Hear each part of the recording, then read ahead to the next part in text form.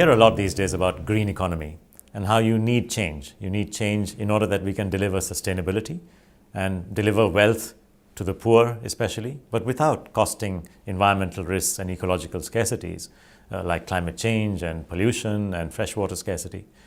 But what we don't hear about is who's going to do this, who is going to bell the cat.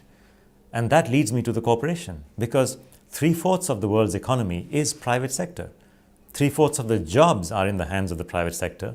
They are among the biggest taxpayers. So why should today's politicians seek change unless it is endorsed and asked by the private sector? So leadership has to reside with the private sector, and the key thing that they have to ask for is actually the change in the way we measure things. Today we measure national performance on the basis of GDP, which is just a measure of goods and services. It doesn't measure value addition, really, if you think about it, because you are destroying natural capital, you are risking social capital, you're not accounting for human capital, and the same problem at the corporate level. We don't measure the total impact of the corporation. We just measure financial profits for shareholders. But if you want to really assess the CEO and the company, you need to know, what did it do for society? Did it create positive externalities or negative? And this is not small, because the top 3,000 corporations' externalities, their cost to society of doing business as usual, is more than $2 trillion. That's 3.5% of GDP. So the challenge is, how do we create a new measurement framework? How do we start making companies become not just creators of collateral damage, as your FSinsight says, of Puma, but a creator of collateral benefits?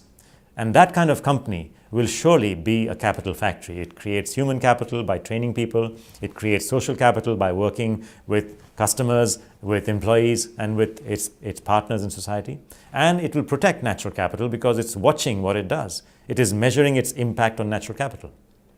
A coalition has just been formed. In fact, I was at the launch as the chair of this group in Singapore, which includes the World Business Council. It includes the GRI, the Global Reporting Initiatives, the big NGOs, Conservation International, IUCN, and WWF. And these are represented at the board level in this coalition, whose sole purpose is to work out metrics and standards and guidelines to help companies around the world start measuring their externalities.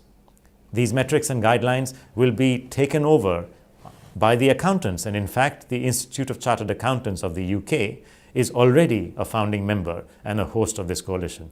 That's the good news. When people ask me, can accountants save the world? I think, yes, they can. Try it out. Do you think any change will come in the next 5 or 10 years, or is it much longer term change? These changes in measurement and reporting will come about maybe in 10 years, but the numbers for creating that change will come out within 5 years. That is our objective. So I think we are looking quite aggressively to produce results in a short time span. Beyond 2020, it's a very distant and uncertain future. We don't know. So we need to introduce changes when they matter, which is now.